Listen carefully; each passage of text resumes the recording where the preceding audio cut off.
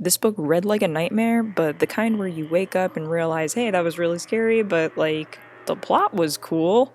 Hi, I'm Megan, and this is A Deadly Education. A Deadly Education by Naomi Novik is 336 pages, and it's the first book in the Scholomance series.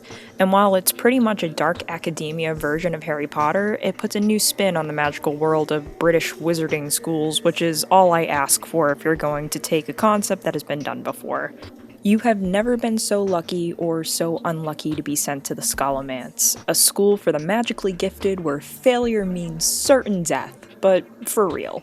Until one girl, Elle, begins to unlock its many secrets. There are no teachers, no holidays, and no friendships, save strategic ones at the Scholomance. Everyone who is inside of the school is transported there when they become freshmen and are not allowed to leave unless they graduate. But graduation isn't a matter of getting good grades and passing your classes.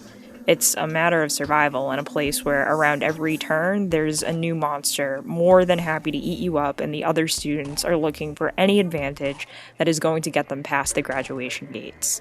The rules of the Scholomance are deceptively simple.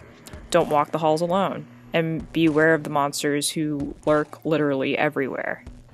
Elle is uniquely prepared for the school's dangers. She may be without allies, but she possesses a dark power strong enough to level mountains and wipe out millions.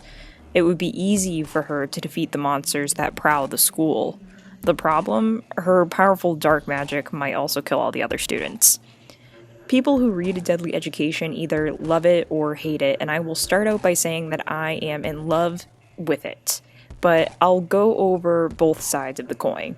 Naomi Novik is a great author. Her writing can be a bit stuffy at times, but she is an expert at weaving dark high fantasy that has you, as a reader, needing to find out what is happening. A Deadly Education is about a lawless magic school set in the void. There are no adults at this school, so it's a bartering society of teenagers who have made up their own rules in hopes of surviving their 4 years and then the 15 minutes that they need to reach the graduation gates. Novak is really good at dropping small pieces of lore and information that lodge into your head.